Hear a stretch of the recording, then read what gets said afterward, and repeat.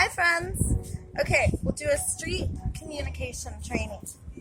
All right, mobilization first.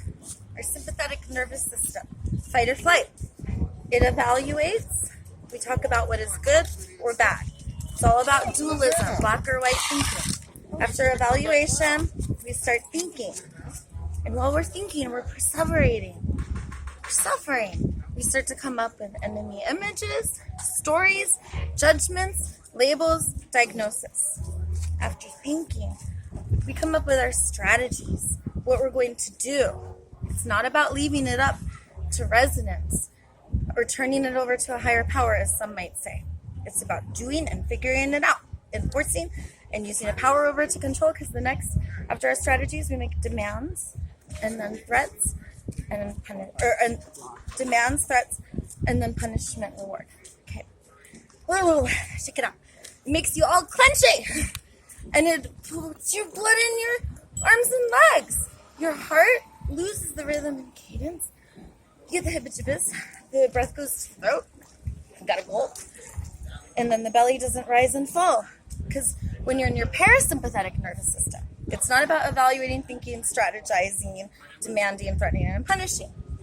It is about pulling the blood back so our heart returns to a beautiful symphony orchestra with all of our organs communicating with our brain.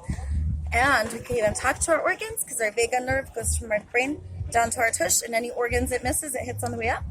That's why we go Om. And in yoga and resonance communication, our parasympathetic nervous system is all about body sensations, where our breath is. Deep in the tongue, even the tush is flared out, not tucked in like they say in yoga, but a proud chest and a flared tush allows us to go up on the tiptoes. And this is our natural stance, protection. And then we could feel, so when we're in our body sensations, we can literally feel our forehead if it's wrinkled, and we smooth it out. We feel our jaw if it's clenched, and we unclench. Or if our tongue's at the top of the mouth, we pull it down. If our breath is in the clavicle, we pull it down. We become like yogi Buddha ninjas in resonance. So body sensations, next, emotions, energy, and motion. So we talk about our feelings. So instead of saying what is wrong with a person, and in a way of telling them how to meet your needs, you talk about how you feel and what you want. So when we talk about our emotions, the energy and motion, it's always moving, so we track it. And it's not that we're like flip-flopping or moving all over. There's never anything wrong with us, because we all have all body sensations, emotions, and the third is universal needs. So we're always just using strategies to try to service our needs. And every strategy, even the most tragic, have an underlying need. And those are the gorgeous jewels we want to harvest. And when we become resonant communicators, new neural pathways which have atrophied begin to re-emerge. And then renewal and regeneration of these pathways will make a new human, new earth.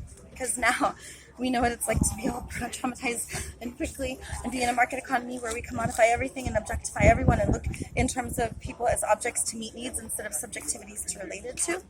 So we'll be superhuman because we'll know what that's like, rather than the indigenous where all they had to operate with was resonance. So my teachers are Marshall Rosenberg, creator of nonviolent communication, Sarah Payton, Marshall Rosenberg's deceased, but my three teachers, peer groups I go to every week: Sarah Payton, neuroscientist and resonant communication coach. Her classes are more sporadic. Yvette Erasmus, compassionate communication coach and psychologist, among many other things. A true genius. She has a free class called Conversations of the Heart, Wednesdays 8 a.m. on Zoom, free. Monday nights, you pay for the group. I go to both those. Fridays, today at 12, Miki Kashtan. She has an amazing group. She's the creator of Convergent Facilitation. All these three women were students under Marshall Rosenberg, psychologist and creator of nonviolent communication. And they're all communication masters. So Miki Kashtan's group is all about convergent facilitation, which takes us from compromise to integration, where everyone's needs get met, not where we vote, and only some people's needs get met, but where we consider all needs. So, and that way there's no right or wrong, black or white. This group wins. Integration. And it's a higher mind that we all have inside, because there's mobilization hypermobilization, and then there's resonance. And one system has care, one doesn't, so there's no human that's good or bad. Now we don't ever have to take anything personal, because now anything I see in you, I know is also in me. And if I believe that God is punitive and judging and that people are inherently bad or wrong, or that there's good people and bad people, that means I believe a part of me is that way. So when I do the work inside me, everything outside me changes. And resonance and communication and psychology are my jam. But I also love yoga and breath work. And we do all these healing modalities at the end of the boardwalk in an area called No Man's Land, right at the border of Santa Monica, Venice. So that was my street communication training. That's what I have to say about words.